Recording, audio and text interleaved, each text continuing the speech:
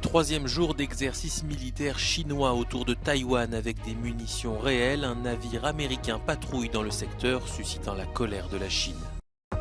À Marseille, 2 corps découverts dans les décombres de l'immeuble soufflé par une explosion. Les recherches se poursuivent. La ville est bouleversée.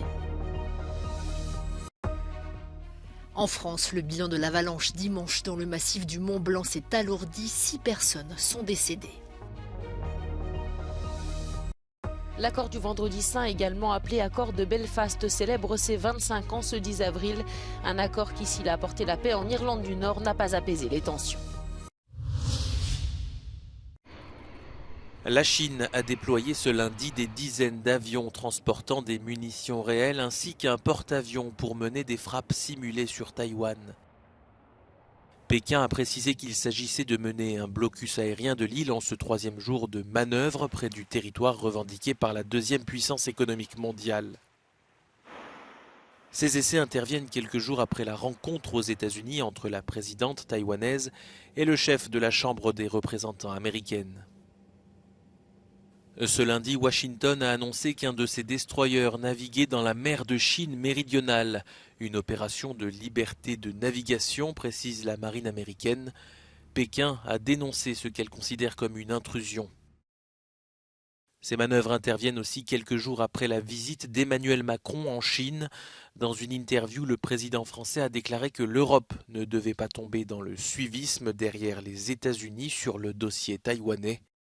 Nous devons former un 3e pôle face aux États-Unis et à la Chine, a suggéré le chef d'État français. La Chine et Taïwan sont séparés depuis 1949 et l'arrivée au pouvoir du communiste Mao Tse-tung à Pékin.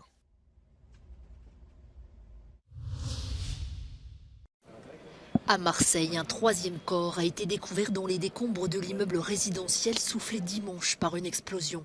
Une personne portée disparue a contacté ses proches, mais 5 autres sont toujours portés disparus. Les opérations de recherche se poursuivent. C'est une course contre la montre pour tenter de retrouver des survivants. S'il reste des vivants sous ces décombres, il faut les préserver à tout prix. Et faire ça de manière, si je puis me permettre de m'exprimer ainsi, chirurgicale. Et donc c'est pierre par pierre que nous continuons ce travail, que nous le continuerons toute la journée.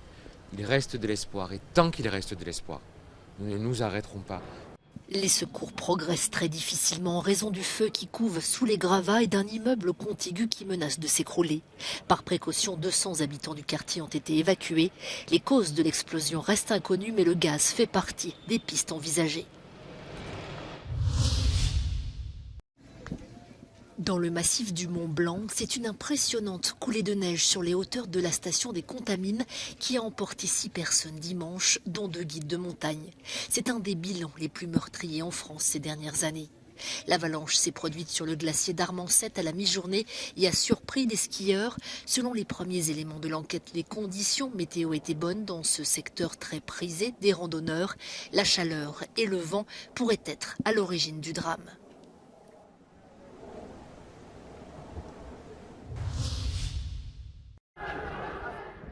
Une nouvelle journée de tension sur le mont du Temple à Jérusalem.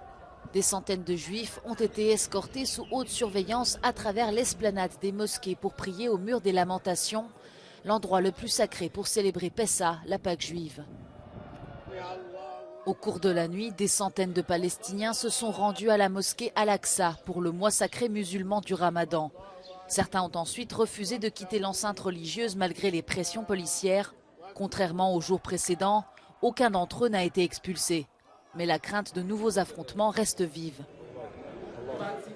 Quelques heures plus tôt, des centaines de personnes ont assisté aux funérailles de 2 sœurs israélo-britanniques tuées dans une fusillade vendredi en Cisjordanie. Une cérémonie émouvante. La mère des jeunes filles, également touchée par les tirs, reste à l'hôpital dans un état critique. Elle ne sait rien de la mort de ses enfants.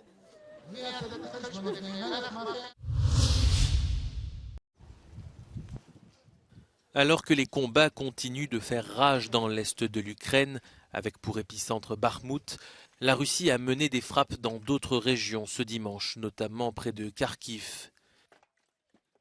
À Zaporijjia, également dans le sud-est, des zones résidentielles ont été touchées. Un enfant figure parmi les victimes de ces bombardements.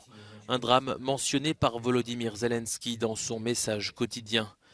Le président ukrainien a déclaré que la Russie continuait à s'isoler du monde et de l'humanité en agissant ainsi en plein dimanche des Rameaux, célébration majeure chez les orthodoxes ultra-majoritaires en Ukraine et qui fêteront Pâques le dimanche 16 avril, une semaine après le monde catholique.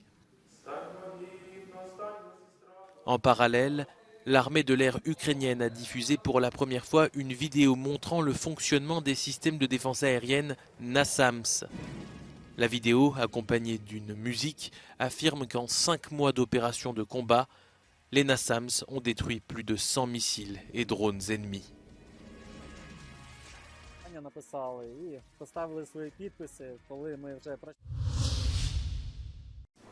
Certains dorment à peine, d'autres craignent de rester à l'intérieur. Et beaucoup ont développé une peur intense de la montagne qui avait été jusqu'ici une source de bien-être et de réconfort. En Turquie, accrochés au pied des falaises qui dominent Antakya, les rescapés du tremblement de terre souffrent d'anxiété et d'un malaise persistant. Un sentiment qui ne les quitte plus 2 mois après la tragédie qui a fait au moins 50 000 morts. Zaten yatmıyorum ben saat 2-3'te öyle bir şey yatıyorum yani. Ama saat 5'te geri kalkıyorum. 3'te yatıyorum saat 5, 6'yı geçmez yani kesinlikle. Uyanıyoruz geri. İşte benim oğlum var Antalya'daki, o her zaman kendi kendine bağırıyor. Geldi bir hafta yanımda kaldılar. Gece kaç defa 4-5 defa bağırıyor. Depremden dolayı korkuyor yani. Le psychiatre bénévole Eralp Türk tente de guérir les traumatismes en parcourant la zone sinistrée. Une écoute souvent bienvenue. En sık gördüğümüz 3 ruhsal hastalık bu süreçte akut stres reaksiyonları, bunun yanında kayıplara bağlı yas reaksiyonları ve geçmiş psikiyatrik hastalıkların, geçmişte hastanın halihazırda deprem öncesi olan hastalıkların geri alevlenmesi şeklinde. Le jour de la catastrophe, le bébé de Sevgi n'avait que 15 jours. Aujourd'hui, cette jeune maman vit dans la peur. Tabii ki yani deprem olduğu kadar hala da sallanıyoruz ara sıra. O yüzden korkularımız oluyor tabii ki. Yani kendimizi geçtik, bebeklerimiz var, o yüzden endişeliyiz. Le tremblement de terre a non seulement dévasté leur maison mais aussi leur vie. Ils sont nombreux aujourd'hui à souffrir de stress post-traumatique.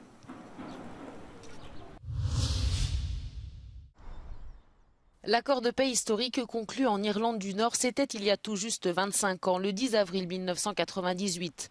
Il a mis fin à 3 décennies de violence dans la province britannique.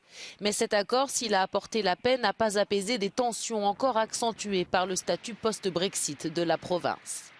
L'accord du Vendredi Saint, également connu sous le nom d'accord de Belfast, avait été signé par les gouvernements britanniques et irlandais et confirmé par des référendums en Irlande et en Irlande du Nord en mai 1998.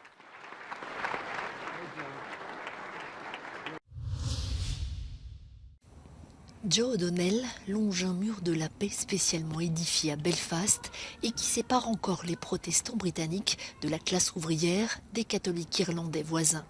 Selon lui, si l'accord du Vendredi Saint de 1998 a apporté la paix, il n'a pas apaisé les tensions. I don't think anybody would say that the peace process 25 years on has delivered in its entirety, and it probably hasn't delivered as much as people would have hoped for or expected after 25 years. Le conflit en Irlande du Nord a fait plus de 3700 morts et plus de 47 000 blessés entre 1969 et 1998. La génération née en 1998, qui n'a pas connu la violence quotidienne, estime que l'accord de paix ne tient toujours pas ses promesses. I think it's definitely delivered a bit, but there's definitely more work that could be done. We have relatively peace, and I feel very privileged to experience that. You know, if I listen to my parents, they talk about very terrible times. Obviously, the political process is another question. Stormont's been down more than it's been up, so that's something I think is frustrating for people here. Le Parlement d'Irlande du Nord est paralysé depuis plus d'1 an, une impasse politique causée par le statut post-Brexit de la province. Selon certains observateurs, cet accord qui a permis des avancées entre les deux communautés divisées est l'un des modèles de résolution de conflits les plus respectés au monde. Many nationalists and many unionists find there are things in the Good Friday Agreement they don't particularly like. But viewed from other conflicts, other parts of the world, the achievement of substantial peace in what seemed like an intractable conflict, in what seemed like one of those conflicts that simply would not end, is a remarkable achievement. There are over 100 peace walls here in Belfast, just like this one, which separate pro-Irish Catholics from pro-British Protestants. The very fact that these walls exist at all is living proof that when it comes to the full implementation of the 1998 peace agreement, there's still plenty of more work to be done. This is Ken Murray for Euronews in Belfast. Cette année 2023 marque le 50e anniversaire de la disparition de Pablo Picasso. À cette occasion, le Musée national Picasso Paris a invité le designer britannique Sir Paul Smith à signer la direction artistique d'un accrochage original mettant à l'honneur la collection du musée. Connu pour son travail sur la couleur, le sur-mesure et le kitsch, Paul Smith invite le public à une lecture plus contemporaine des œuvres de l'artiste. Sa vision est souvent teintée de beaucoup d'humour aussi et d'une forme de distance et de légèreté. Et nous souhaitions effectivement montrer de façon un peu neuve, un peu décalée, avec peut-être moins de sacralisation. Cette exposition souligne aussi le caractère toujours actuel du travail de Pablo Picasso. Célébration Picasso, la collection Prend des couleurs se poursuit jusqu'au 27 août au musée Picasso Paris.